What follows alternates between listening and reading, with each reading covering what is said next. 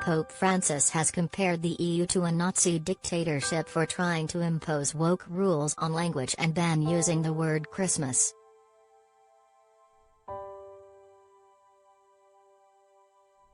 The Pope, 84, warned the bloc not to take the path of ideological colonization as he returned from Greece after a 4-day trip.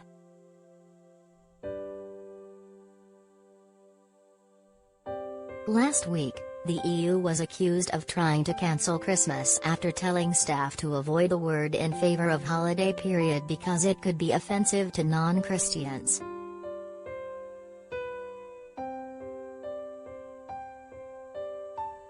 Bureaucrats published the rule months ago as part of a guide on inclusive communication, details of which leaked, leading to a furious backlash.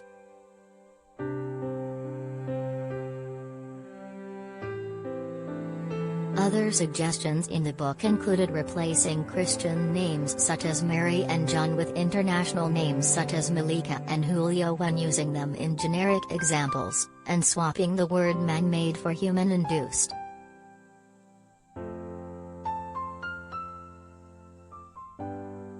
The pontiff said the language diktats, which the European Commissioner for Equality admitted clearly needed more work, a fad, watered-down secularism.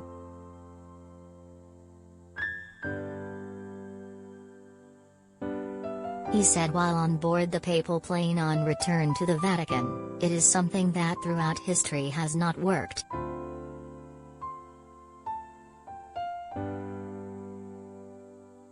In history, many dictatorships have tried to do these things.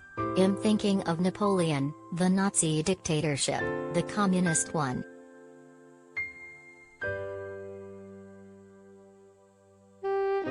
He added that the EU is necessary but it needs to avoid stirring up divisions among its member states.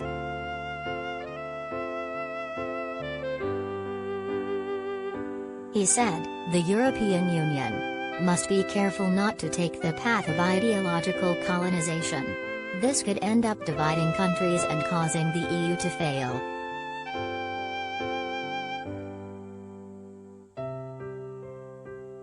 The European Union must respect each country's internal structure, its variety, and not try to make them uniform. I don't think it will do that. It wasn't its intention, but it must be careful, because sometimes they come and throw projects like this one out there.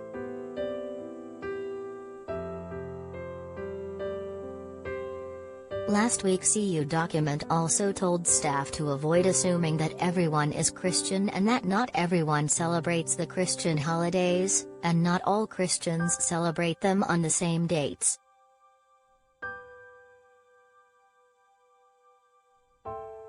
Instead of saying Christmas time can be stressful, staff were told to say holiday times can be stressful.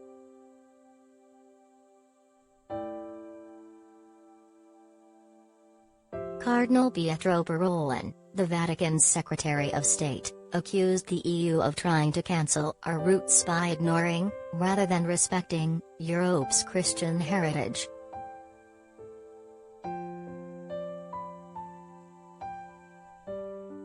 We know that Europe owes its existence and its identity to many influences, but we certainly cannot forget that one of the main influences, if not the main one, was Christianity itself, he told Vatican News.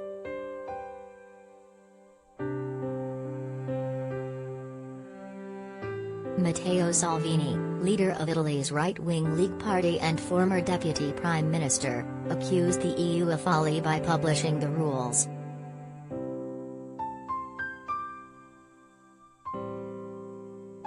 Mary, the mother. John, the father. Long live the Holy Christmas. I hope that in Europe, no one will be offended, he tweeted.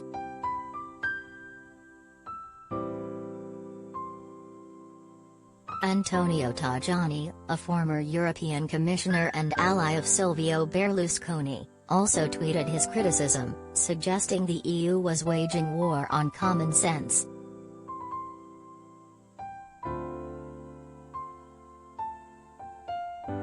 Brussels subsequently announced it was withdrawing the book, saying the guidelines clearly require more work.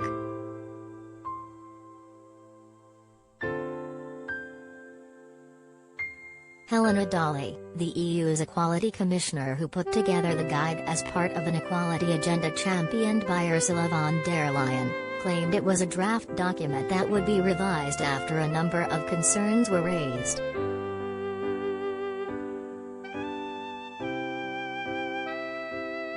We are looking into these concerns with a view of addressing them in an updated version of the guidelines, she added.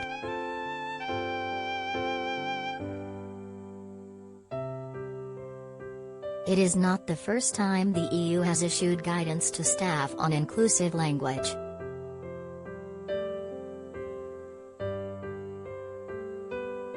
Back in 2018, staff at the European Parliament were issued with a similar guide that advised against using gendered language such as manpower and mankind.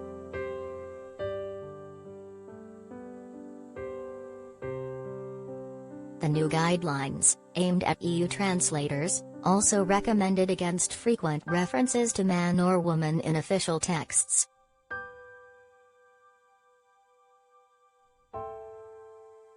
Words such as chairman should be replaced by chairperson, and policeman or policewoman substituted for police officer, the guide said.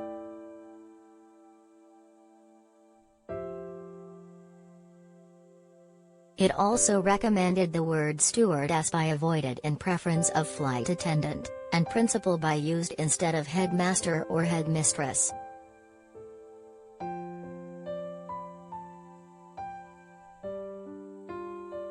During his visit to Greece, the Pope returned to a Lesbos camp as he called the neglect of migrants the shipwreck of civilization.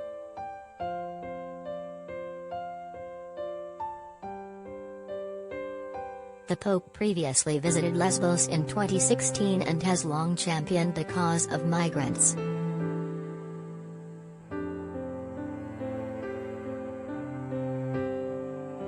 In Europe there are those who persist in treating the problem as a matter that does not concern them, the Pope said as he spent some 2 hours at Lesbos Mavrovalni camp where nearly 2,200 asylum seekers live.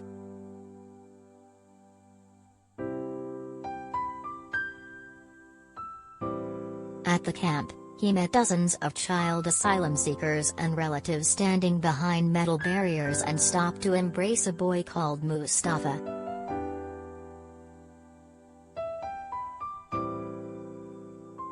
"I am trying to help you," Francis told one group through his interpreter. People later gathered in a tent to sing songs and psalms to the pontiff.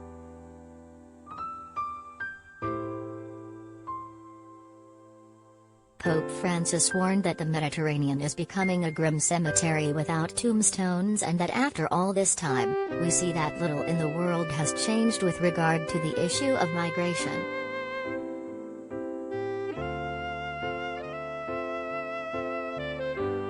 He said the root causes should be confronted, not the poor people who pay the consequences and are even used for political propaganda.